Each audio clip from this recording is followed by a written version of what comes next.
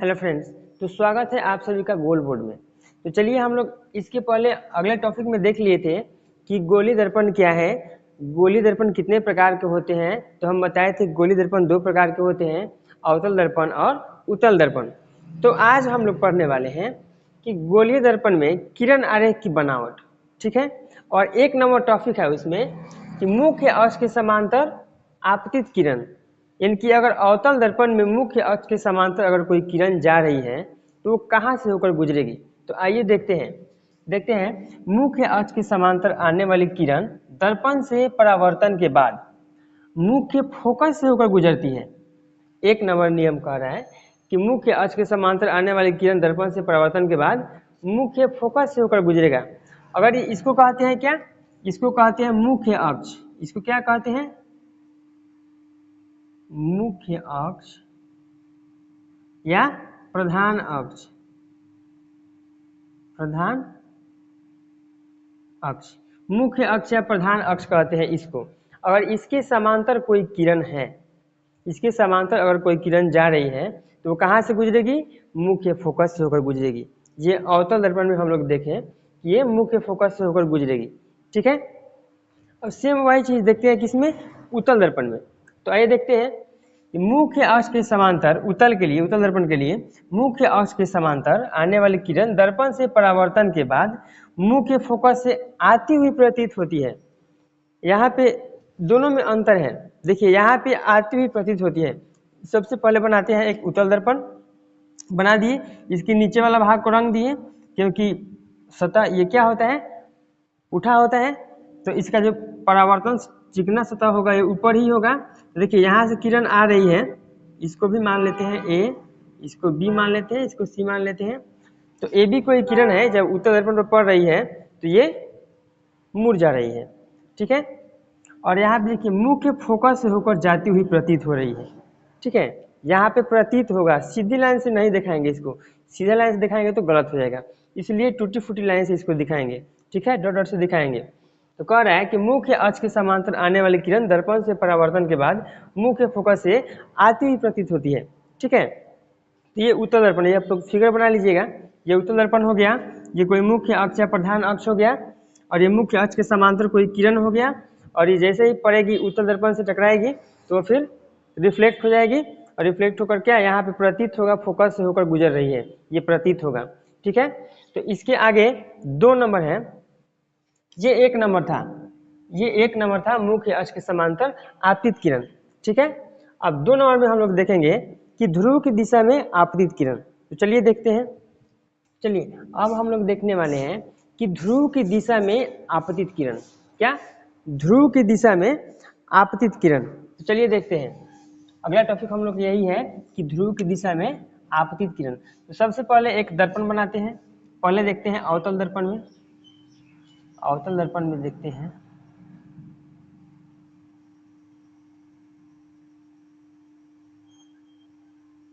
ये एक अवतल दर्पण ले लिए और इसका प्रधान अक्ष या मुख्य अक्ष खींच दिए, ठीक है। और इधर क्या हो जाएगा? फोकस हो जाएगा, और इधर क्या हो जाएगा?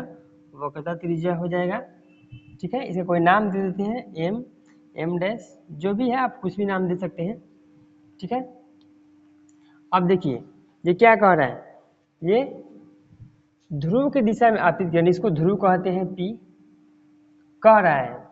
इसको लिखेंगे, देखिए अब ध्रुव की दिशा में अगर यहाँ से कोई किरण जा रहा है, अगर यहाँ से कोई किरण ध्रुव पर पड़ा तो कहाँ से निकलेगा? आप ही लोग बताइए।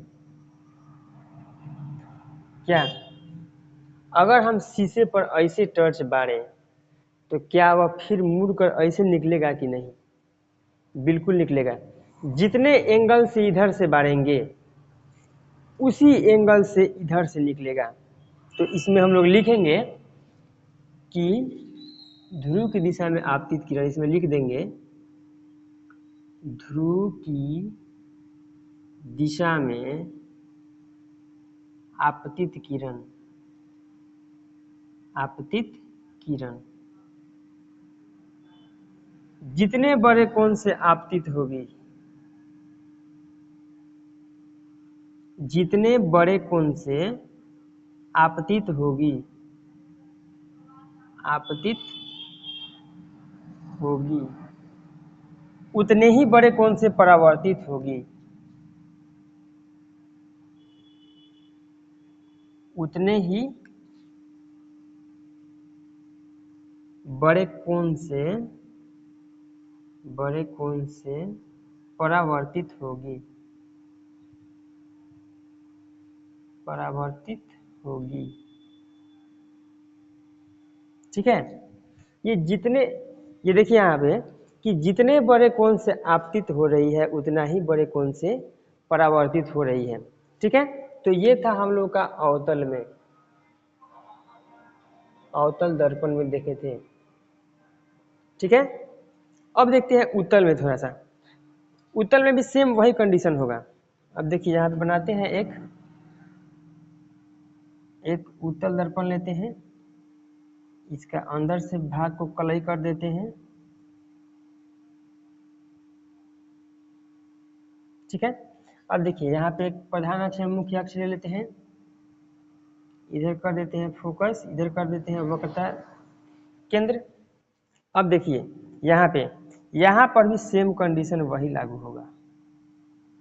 ठीक है, जितने बड़े कोण से आएगी, इस कुछ मान लेते हैं एम डैश या कुछ भी मान सकते हैं, जितने बड़े कोण से आपतित होगी उतना ही बड़े कोण से परावर्तित हो जाएगी।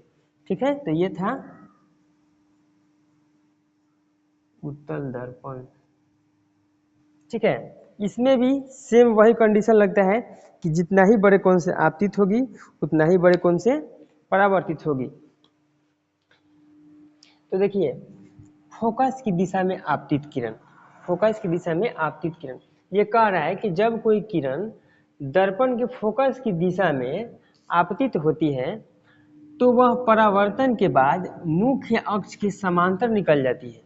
ये कह रहा है फोकस की दिशा में आपतित किरण कि अगर कोई किरण फोकस की दिशा में आपतित होगी, फोकस की दिशा में गुजरेगी, तो वह परावर्तन के बाद मुख्य अक्ष या प्रधान अक्ष के समानांतर निकल जाएगी। अब देखिए ये अवतल दर्पण में देखते हैं ये होता क्या है। देखिए ये मुख्य अक्ष या प्रधान अक्ष हो गया, ठीक है, और ये क्या हो गया, ध्रुव हो गया, और ये फोकस हो गया, और ये वक्रता त्रिज्या हो गया, वक्रता केंद्र हो गया।